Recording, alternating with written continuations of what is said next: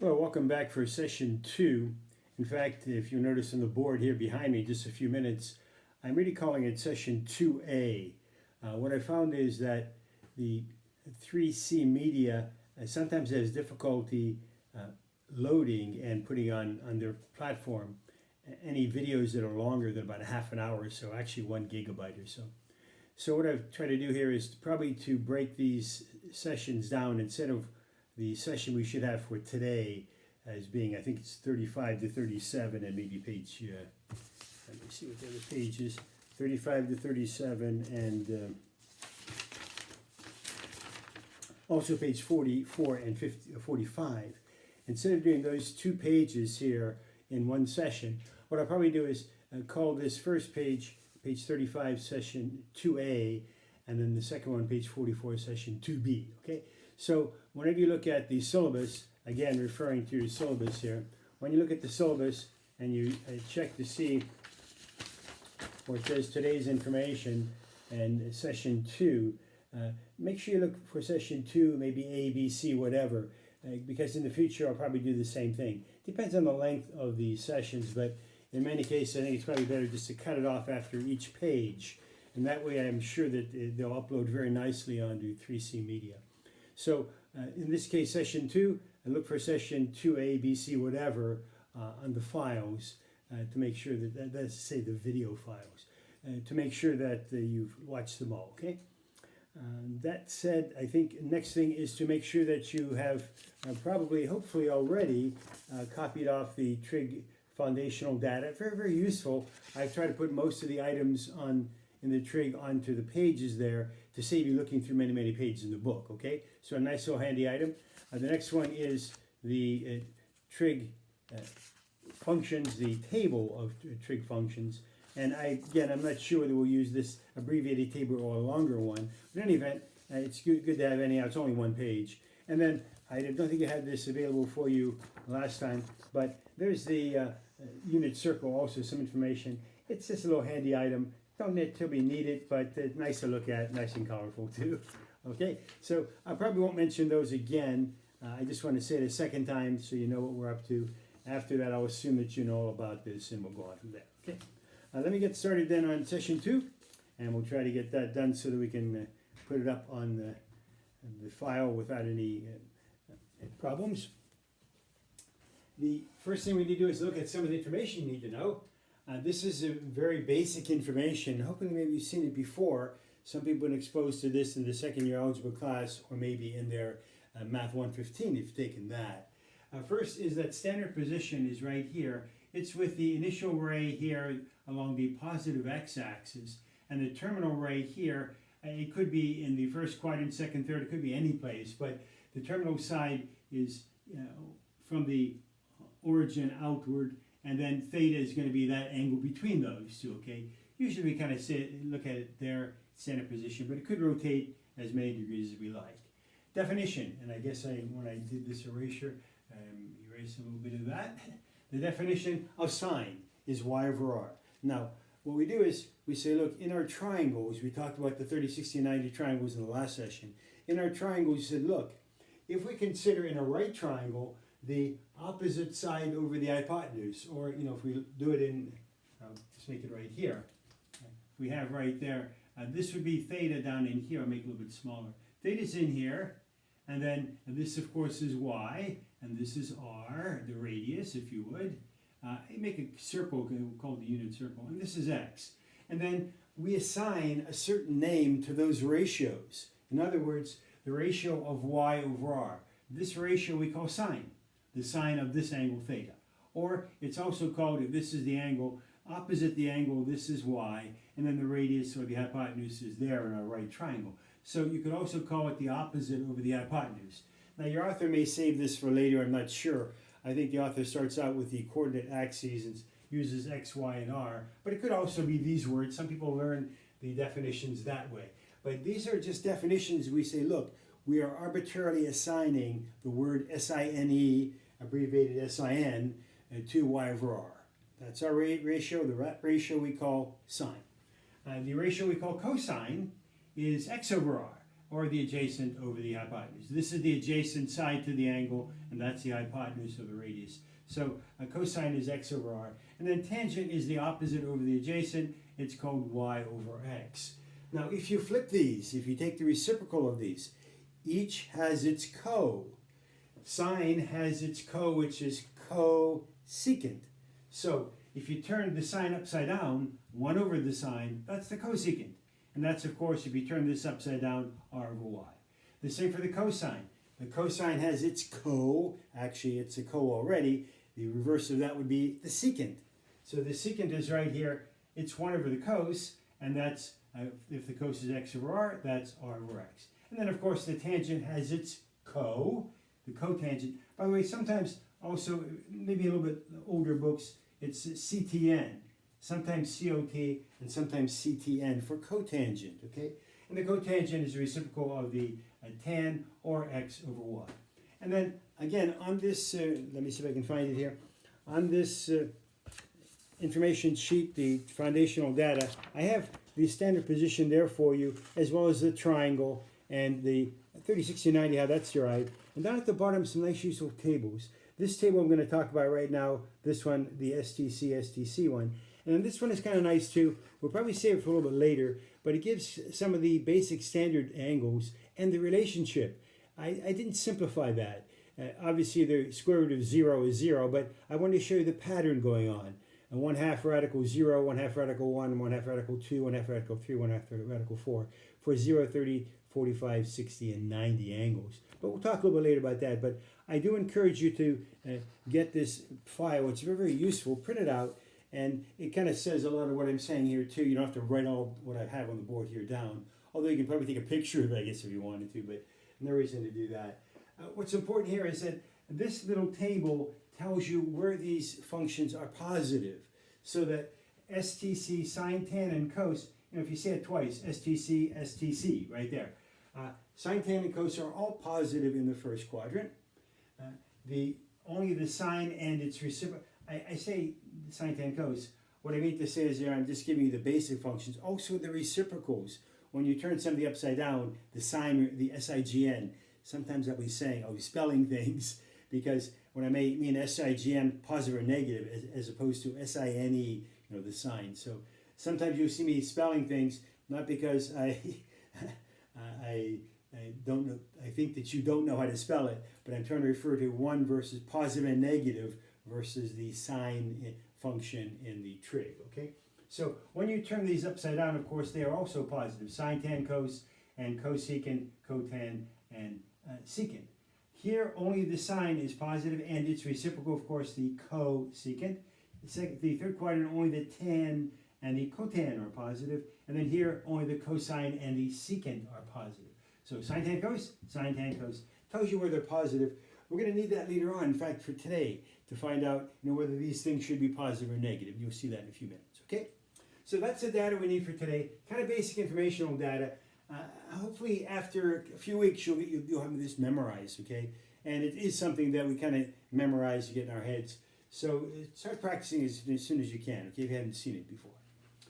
Number 5 asks us to, I think, and let me read it. It says to find all of the 6 functions. And by the way, too, whenever the information says to find all 6 functions, I really expect you to find only 3, okay? Because when you find the sine, all you need to do is turn that upside down and you find the cosecant, okay? So there's no big deal. I'll do it the first time here, number 5, and then maybe never again. Unless someone says find this particular function, I'll just take the first 3, okay? So I do the same thing for you. When it says find all 6 trig functions, just find the 3 basic ones, sine, cos, and tan. The reciprocals, of course, are easy to obtain. Okay, in order to find, we could draw the picture of this. I'll probably draw it here just once and then maybe never again, okay? 3, 4, this is on our 1, 2, 3, 1, 2, 3, 4, right there. There's our point 3, 4. And if we connect that with a dotted line maybe and call that maybe theta here, we like to know what the various angles are related to that. We could make a triangle here and say x and y and r if we wanted to. But obviously, you know that this is x and y. All we need to do is to find r. So find r, of course, by the Pythagorean theorem. We're talking about a right triangle here. So if this is 3 and that's 4, we can find r as 5 if you understand the 3, 4, 5 right triangle. I'm assuming at this point that maybe you don't know that, so we'll do it together. But some of these things, of course, we've seen before in the geometry and maybe the algebra also, so probably not something new to you. But let's get r then. We have x and y, we need r. Because you see, that's all we need for these. All we need are x, y, and r. Once you have x, y, and r, then you found everything. Okay? We need to find r. R squared equals 2x squared plus y squared. That's 3 squared plus 4 squared. That's, of course, 9 plus 16, which is 25. And then if you take the square root of 25, r is 5, isn't it? Now, could be plus or minus when you take the square root, but the radius is always positive. So r is always positive, it's going to be 5. So here's x, and there is y. We just found r as 5. Let's get them, okay? Here's the sine of theta. The sine of theta is y over r.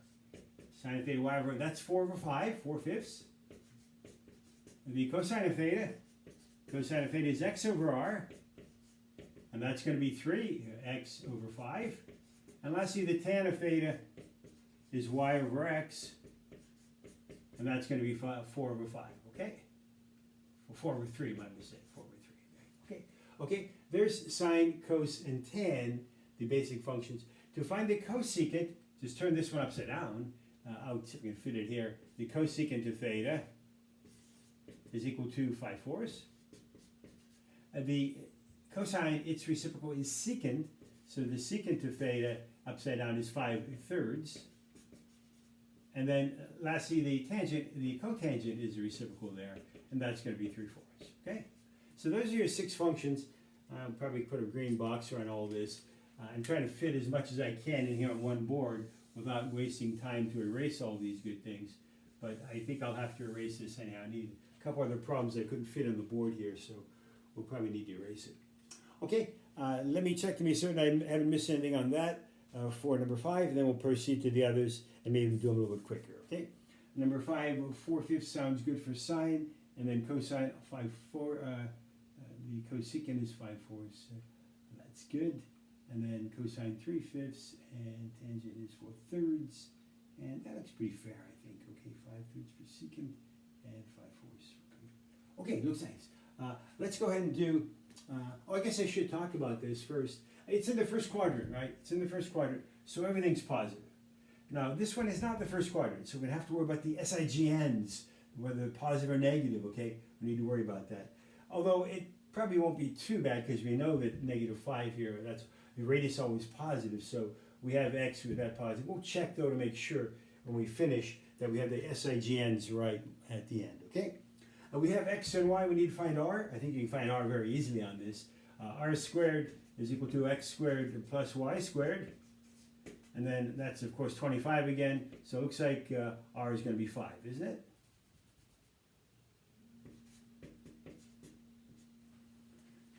Zero squared plus -5 squared is 25. Take the square root of positive 5. Okay, the sine. I'm just going to find the 3 this time. Okay, sine of theta is y over r, and that's -5 over 5. And that's going to be a -1 when we simplify that. The cosine of theta is x over r. That's going to be 0 over 5, and that's going to 0 over 5. And that's going to be 0, of course. And lastly, the tan. By the way, the tan is sine over cos. Because, you know, the sine is, where are we? Tangent right here. The sine is with the y, and the cosine the x. So if you put sine over cos, that's y over r and x over r, like that. When you invert and multiply and do the simplifying there, it's y over x. So you could also say tan is sine over cos. But you know, we can use y over x. In this case, y is -5 and x is 0. Maybe I should put an equals to sign there somewhere. And I'll be very careful here. And this is undefined. It is not 0, okay? Not 0. It's undefined.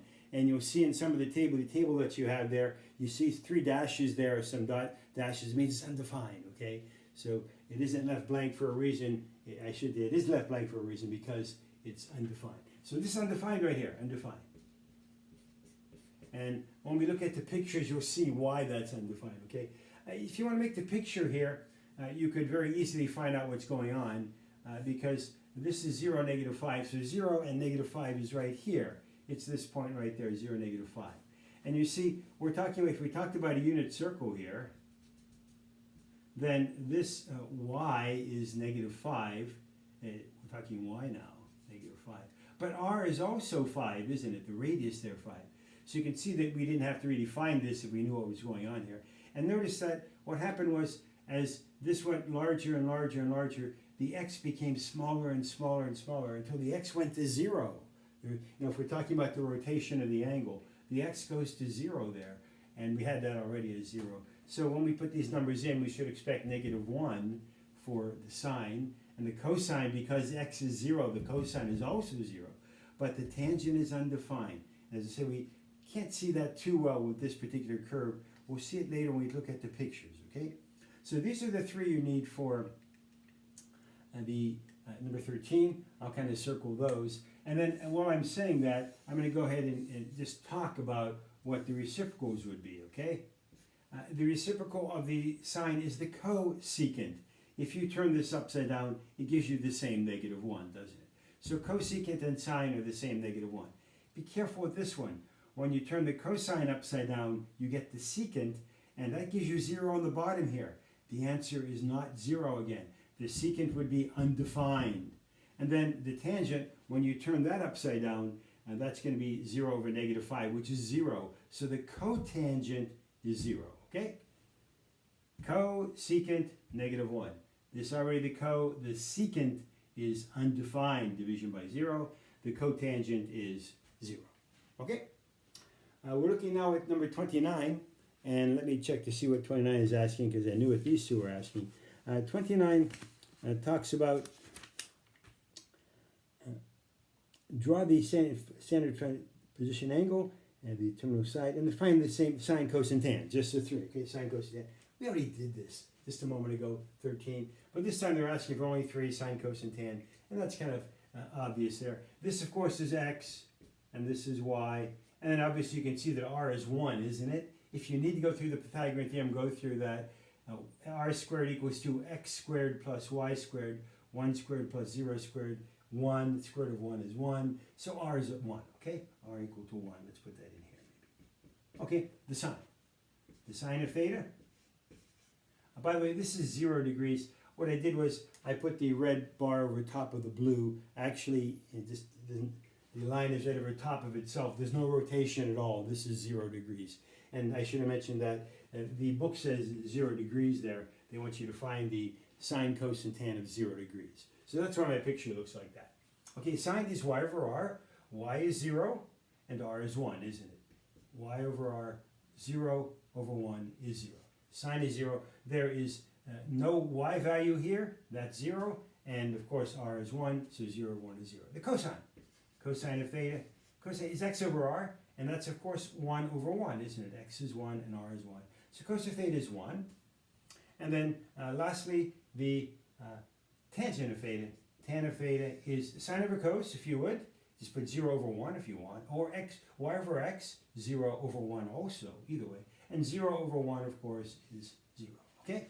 So those should be some nice answers for us for number 29. Very easily. Just making the picture there and getting the sine of theta is 0, sine of 0 degrees is 0, and the cos of 0 is 1, and the tan of 0 is 0. Okay, should be a good answer, I think, for us on those. Let's see what we have after that. We have number 49. The 49 says to, by the way, too, I should mention this, I followed the syllabus, and there's some problems that I've asked you to eliminate, as we saw in the other session, sometimes because it says use a calculator, and sometimes for other reasons. I thought that once you understand some of this, there's no reason to be terribly redundant and say, okay, do another 10 problems the same way. I assume if you can do a couple, or if you can see me do 1 or 2, then you can do the same thing, okay, without having to do 5 or 6 problems in a row. If you need to, go ahead and do the others that I haven't assigned. You know, I'm assigning every other odd one, so you can fill in the gaps on the other odd ones. The answer in the back of the book if you need, okay? There's always a place to get extra work if you want it, okay? Let's take a look at number 49. 49 says to find the places where I have a Q and a question mark there. I try to, without referring always to the book, try to put something on the board here so that you can see what I'm talking about without referring always to the book. Where is the cosine of theta a negative 2.45? Now you don't really need the 2.45. All you need is that. Where is the cosecant negative? Remember, the cosecant is the reciprocal of the sine, isn't it? And when you turn these things upside down for the reciprocal, the SIGN remains the same, doesn't it? Negative 1/2 is negative 2 when you turn it upside down. It doesn't become positive 2, it's negative 2. So we're looking for the cosecant and really the sine. Where is the sine a negative? Where is the sine negative? Well, going back here, the sine is positive in these two quadrants, so the sine should be negative in these two quadrants, maybe 3 and 4. And of course, if the sine is negative in those quadrants, so is the cosecant. Okay, so very quick, by looking at that little table right there, Q3 and Q4 are our answers. Okay, Q3 and Q4, finish with that one, and that's a nice easy one. Okay, so some of these little helps are very useful to us. Okay, so take advantage of those, please. There's no reason to reinvent the wheel here. You might as well use what we have. That's number 49, 3 and 4. And number 57 here. 57 says to, I guess, find the sine and tan. I think it says to do that. Let me check again for 57. 57 says, in fact, to find the remaining trig functions, it says above number 55. And again, I would ask you to find only the 3 functions, sine, cos, and tan. If you're given one, then all you need to do is find the other 2. But if you're given maybe the cosecant, then you have to find sine, cos, and tan. Okay, but don't find all 6 because obviously all 6 are obtained just by turning each of those upside down. Okay, so it's too much busy work. Later on, we're just to say find this one function, and we can do that then a lot easier than finding all 6. Okay, very rarely do you want to find all 6. We want to find a specific function usually. Okay, so we have the cosine of theta as negative 20 over 29, and this is in the second quadrant, and we'll talk some more about that. Second quadrant, we'll have to worry about the SIGN. Only the sine and the cosecant are positive in that second quadrant. The others should all be negative. And we'll make a note of that when we finish, okay? But just as before, if you're given this, then you should know what the cosine is. It's x over r, isn't it? X over r. So we need to find y. And that's a little bit on the tedious side, but we're going to use the Pythagorean theorem, and I've done some of this. In fact, I've done it all already. So I'm not going to spend too much time on the arithmetic of it. But this is r squared. R squared is 29 squared. And that's equal to x squared, negative 20 squared, plus y squared, okay? And I'm going to refer to my notes now to tell me what 29 times 29 is. I multiplied those without a calculator, okay? I expect you to do the same. Not because of saying, oh, well, that's to make it tedious for you, but get to do a little bit of arithmetic without that calculator, okay? You'd be surprised how good you get at it. And ultimately, your friends say, what a genius, you can do that in your head. It's amazing. Well, because you practice enough, okay? When you press buttons on that calculator, what happens? Right there, your thumbs, right? Yeah, the orthopedists, the people who deal with bones, are going to be very happy with you in about 30 years when they treat your thumbs, okay? Because you've been using those thumbs all the time, getting arthritis there, okay? So learn to use your head. You can't get any arthritis in your head, okay? Okay, let's see what happens here. And 29 times 29, I found as 841. Okay, you should check to see if I'm correct on that one. 20 times 20 is pretty easy. That's 400, isn't it? Okay, and that gives us y squared when you subtract 400 as 441. And I think that turned out to be 21 when you take the square root, okay? And that's plus or minus. When you take the square root, plus or minus 21, okay? Now, what we're going to say is, this is very important right now, because we're in the second quadrant, and we would check this at the end anyhow, but because we're in the second quadrant right here, we're not going to say it could be positive or negative. We know it's second quadrant, so we're going to erase that negative, okay? It's a positive 21. And we could not worry about that later. You can just take 21 if you want, and then worry about whether it's positive or negative later on, okay? But in the end, one way or the other, we're going to check to see if the SIGNs are correct, okay? Okay, let's get the sine. The sine of theta, we just found it. The sine of theta, we just find y over r, 21 over r, which is 29. There's our sine. We're already given the cosine, that's kind of nice. And then the tangent, The tangent is, of course, y over x. Y is 21, and x is 20. That's negative 21. And it's negative. Okay? And I'm going to underscore those for sine and tangent. The sine right there is 21 over 29, and the tangent is negative 21 over 20 right there. Now, let's check to be certain the SIGNs are right. We are in the second quadrant. In the second quadrant, the sine is positive, we have that correct. In the second quadrant, the tangent is negative, we have that correct also, okay? The cosine was already given us negative in the second quadrant, and of course we know it is negative in the second quadrant. If we're looking for the cosecant, that would be 29 over 21. If we're looking for the cotangent, that would be a negative 20 over 21. If we're looking for the secant, just turn this one upside down, and that's negative 29 over 20, okay? But these are the basic ones we need. No reason to do any more. That looks good. Number 57. Okay, I'm going to need two more here to get finished with this session 2A. I need 65 and 73 with you. 65 looks like about the same idea, and 73 is a variation of that. I'll erase this right now. I'll probably leave what's there on the left if I can, because I think I can get the next two done in just this portion of the board. So relax for a bit while I erase this, and that's the unfortunate part about having a small board and not being at the classroom. But one of these days we'll get back there, and we'll have a lot of board space to play with, and we'll move things a lot faster. But there's no need for speed here, basically. You could always, if I talk too slow for you, you could always get this to maybe 1.5 speed or even 2 speed, okay? I'll start to talk with a very high voice at 2 speed, or double the speed. But it's kind of interesting, especially if you can, your brain, you're amazing what you have there between your shoulders, okay? It can listen to this and absorb it at twice the speed, right?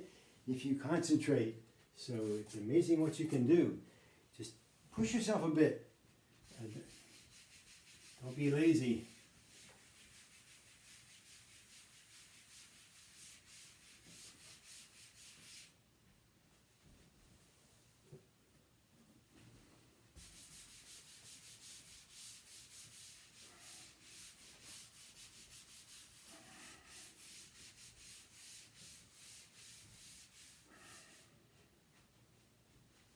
Okay, we are looking at number 65 next.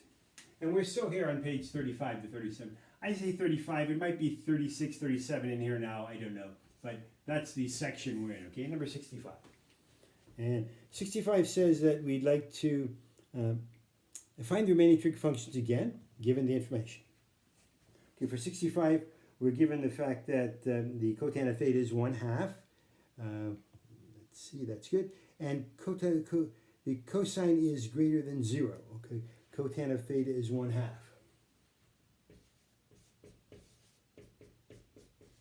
And the second portion of that says the comma, we could have a comma there, I guess, and that says cos of theta is greater than 0. That means cos of theta is what? Cos of theta is positive, right? Okay, cotan of theta is 1/2 and cos is positive. Well, that means we have two possibilities here. The cotan is positive here, but the cosine is negative, isn't it? So we can't have this, it's not in that quadrant.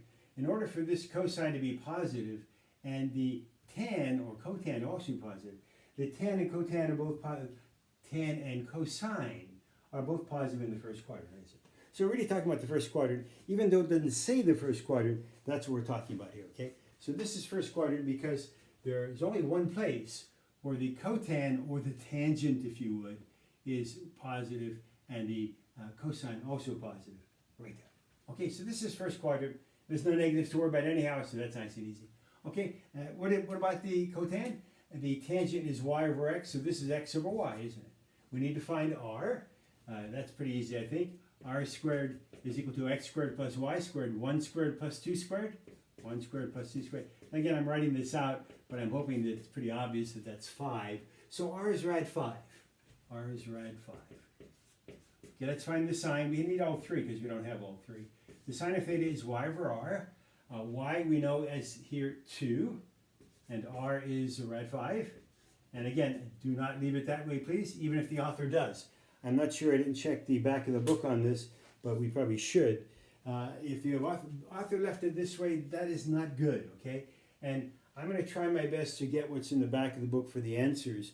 What I don't want to happen is this. I don't want to have you look here and get the answer here and then say, oh, but the back of the book says this. What's the difference? Who's right and who's wrong?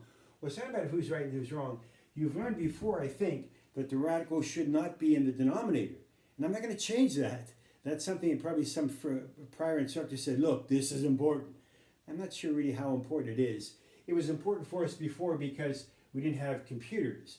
And we couldn't divide 2.223 da da da, something that keeps going on and on into 2. But with computers, that's no problem at all, okay? But in math, we kind of go slow and we don't adapt too well to changes, okay? So basically, we say, no, we'd rather have this with the radical in the numerator because we can divide that without a calculator a lot easier, okay? But really, at this point, with calculators, there's no reason for doing what I'm doing, except for the fact that it's kind of standardized for us, that we've agreed that we are not to leave the radical in the denominator. So we're going to change that real quick, and I'll do this once, and afterwards, again, assume that you know it. We're going to multiply by radical 5 over radical 5, and get an answer of 2 rad 5 over 5, okay?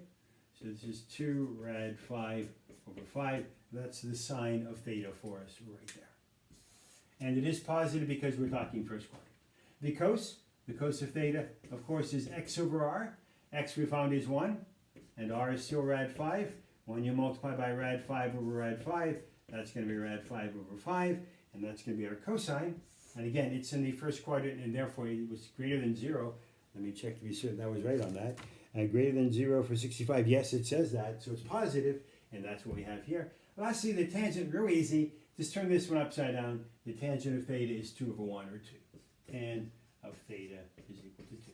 Now again, it said in the instructions to find the remaining functions, and I'm asking you to find only the remaining regular functions, the sine, cos, and tan. That's all we need to do, okay? If you wanted to find the cosecant, you would turn this one upside down, and that would be radical 5 over 2. If you wanted to find the secant, you would turn this one upside down, and that would be radical 5 over 1, which is radical 5. But again, not necessary. Good answers, I think. It looks like we're finished with number 65. Okay, after that, we're looking at, I think, the last one for this session. And the last one for this session is number 73. And let me make sure that I have that, because what I have is on my paper sometimes just the problem and not how it's stated in the book. 73 says, find the sine of theta and the tan if the terminal side lies in along y equals to negative 3x. So we should probably see where y equals negative 3x. In fact, y equals negative 3x, they already told you, I guess. That was, I'm looking at 73. They already told you it's in quadrant 2. Okay, so that even tells you where it is. Y equals negative 3x. Okay, in quadrant 2.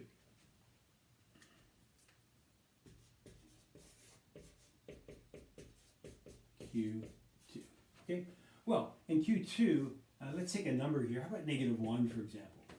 If x is negative 1, that sounds like y is 3, isn't it? If x is negative 1, y is 3. 1, 2, 3 right there. Negative 1, 3, okay? So what we're looking at is this, if you would. My ray isn't coming out too well. There we go. And then we're looking at this rotation. Theta is in here. Looks like it's over 90 degrees, something like that. There's theta, if you would. We're going to find out that there's a coterminal angle here, which is also the it's called the reference angle, which is going to be the same value as this one, but you have to assign for the SIGN. But for right now, I think that'll work for us, because what we can do now is, based upon what we did before, say that some point along here is negative 1 and 3, isn't it? A point on that right? And then we can use that, of course, to find our radius and then find the functions we want. So let's see what happens here. This is, of course, x, and this is y. And I found x and y just by choosing a number. You don't have to choose what I chose. I chose 1 because it's nice and easy. You could have chosen negative 2, negative 3, negative 4, some negative, because it says quadrant 2. So you want to choose x in here somewhere, and then place it back in here to find y. Once you find 2 points, two x and y value, just 1 point is all you need. And then go ahead and use your functions, okay? What's the sine of theta? The sine of theta is y over r, isn't it? Y is 3, and r is radical 10. Now, where'd the radical 10 come from? Okay? Here's r squared equals to negative 1 squared plus 3 squared. That's, of course, 10. And then r is equal to rad 10. Okay? So there's our sine function, which we're going to say is 3 rad 10 over 10.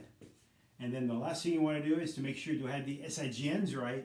The second quadrant back there, the sign is positive. So it should be a nice answer for us. There's our sign. Neglect what's in between there. And 3 rad 10 over 10, the sign. Let's go for the cos of theta. The cos of theta is the negative 1 this time. And negative the x over r, radical 10. And again, radical 10 over radical 10 is negative radical 10 over 10. The cos is negative in the second quadrant, and that's good. We have a negative. There's a good answer for us. The tan should also be negative in the second quadrant. Here's our tan. The tan of theta is y over x. Y is 3, and x is negative 1. 3 over negative 1 are just negative 3. That should be our tan, okay? The tan is negative back here in the second, and we have a negative also. Okay? Those are some nice answers, I hope. And let me give a check to make sure the sign is 3 rad 10 over 10 and negative rad 10. In fact, it just said, I think I probably found the cos and didn't need to, because that's just kind of what I do as a habit. But it says for number 73 to find the sine and the tan, okay? I just went ahead and found sine, tan, and cos. That was kind of naturally what I do. So we don't need the cos in there, just those two are sufficient for the answer. And what you should do too, I should encourage you to do that. So when you finish, go back and check, did I answer the question? I could really have eliminated this and erased that out because these are the only two that were needed here, sine and tan. So make sure when you finish anything, did I answer the question properly? I'm going to end the session 2A right now, hoping that, let's see, we looked like it's only about half an hour. So maybe we can even, in fact, go on to, it's half an hour there. I think possibly, so let me see what we have next. We have only about maybe 5 problems left, and I'm not sure. I'm hoping, well, let me cut it off. I would like to go on because I get happy doing this. Just want to keep going. Okay, it's a lot of fun. But instead of doing that, I'll cut it off now and make it a 2B for the next one, okay? That way we don't get caught in a time crunch and I don't have to worry about whether 3C Media will accept a longer video, okay? So I'm pretty sure they'll accept a half-an-hour video. That looks good, okay? So I'll sign off for now. You can get a break. In fact, these half-hour sessions are kind of nice anyhow because you could then watch the video and then work on the homework for that particular page, then watch the next video and work on the second homework. Because in many cases we have two-page assignments in each of the days or each of the sessions, okay? So I think it will work out to be kind of nice one way or the other, okay? We'll take care of it. Okay, we'll see you for the next one then for 2B. This was the end of 2A. Take care.